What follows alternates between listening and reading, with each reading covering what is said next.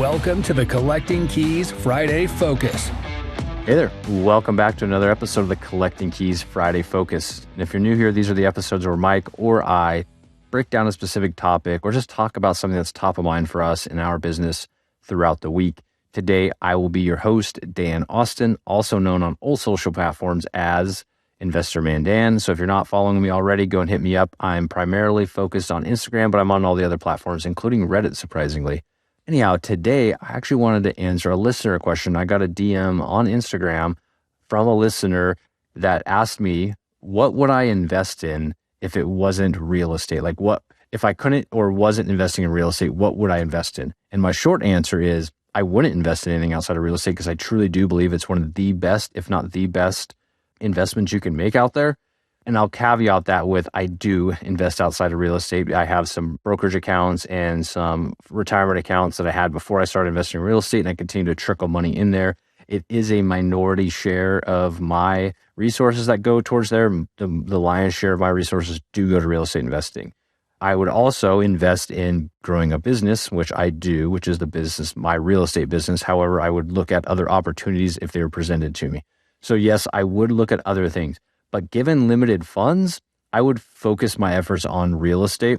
I'm going to spend today's episode telling you why, but one of them is probably the most timely reason because we are in early February, and hopefully if you made some money last year, you are getting all your paperwork to your accountant and getting your taxes filed on time before you have to file an extension.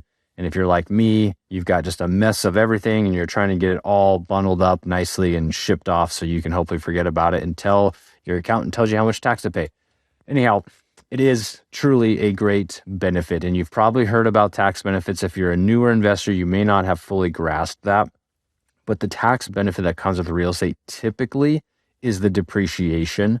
The depreciation from real estate is basically if you go and buy a property, say it's $100,000, without including the value of the land, you got to include just the value of the actual property, the asset sitting on the land.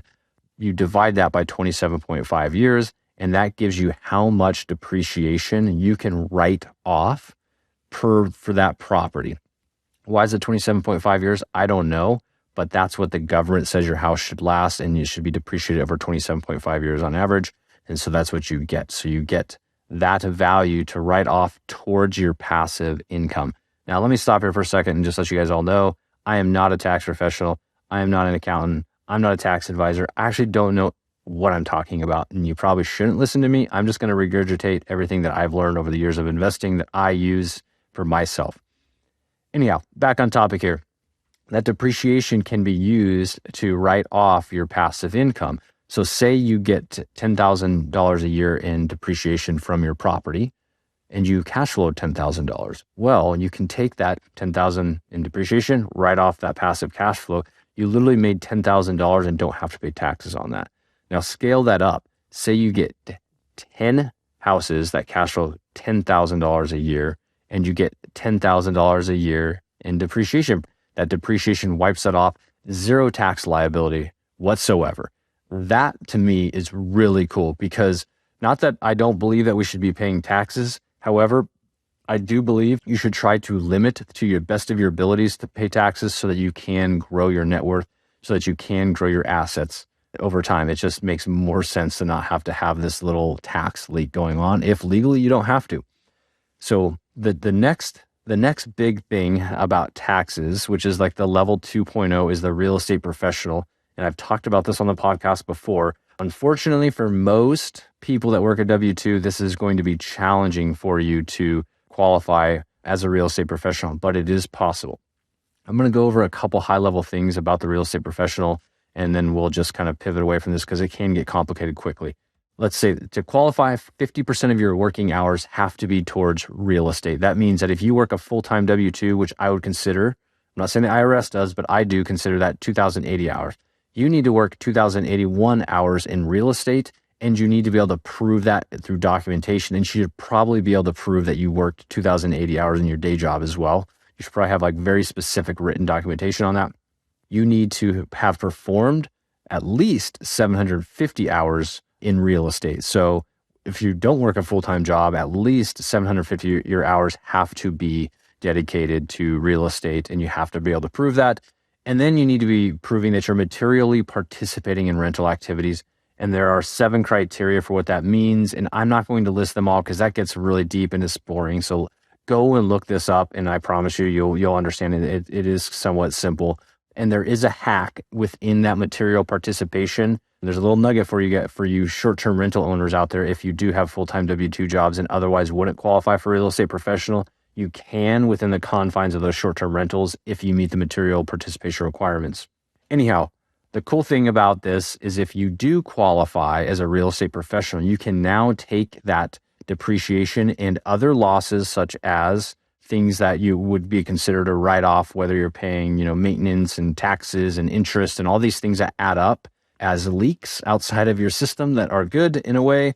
Basically, you can show that if you had a loss against the property. So say, for example, your one rental property that had $10,000 in depreciation and you had $2,000 of typical maintenance, that's $12,000 of losses, and you only made $10,000 passively. There's this additional $2,000, which would normally have to carry forward in the next tax year if you couldn't use that as a write-off on your passive income.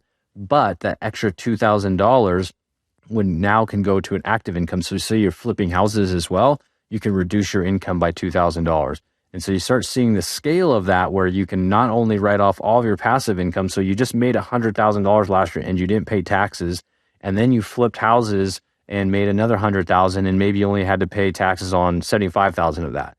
That's pretty incredible, and that's pretty powerful. And that's why people talk about tax strategies as being one of the best reasons for real estate investing. But if you're like new and you're like, dude, I don't have 10 houses, and yeah, maybe I'll write off a little bit of this, I can't be a real estate professional. Like, why else is this the best investment? Why are you telling me this? You would not invest in anything else. The next asset, which I mean by that, is you can buy a rental property with a down payment, which is much smaller than the amount that you're going to use to get a loan for buying that asset. So say you have $25,000 and you go and buy a $100,000 house. That $25,000 goes to the bank. The bank gives you $100,000 to buy the house. You have $75,000 loan with the bank, $25,000 equity. You literally were able to acquire a asset that was 4 times the amount of money you had in your pocket, which is awesome. Nobody else is going to let you do that. You can't go to a stockbroker and say, hey, here's 25 grand, give me $100,000 in stocks. You can't go to a bank and say, hey, can you loan me 100 grand to go invest in stocks? I'll give you 25 back. It doesn't work that way. That's why real estate is so cool, because of leverage. And one of the cool things about this leverage is that the interest that you pay is actually, you can write that off. So say you have a $1,300 a month mortgage payment to your bank, and $1,000 of that is interest. That's $12,000 in interest expense. That is just a write-off. So when you rent that thing for, $2,000 a month, half of that is already tax-free, right? And you're not getting in your pocket. It is going to the bank, but it's like free. Somebody else is paying that interest, and that $300 a month every month that you don't see anyways, that doesn't feel like cash flow, that's paying down your debt service. That is real money that you're basically getting for free because your tenants are paying the interest required for you to have that money.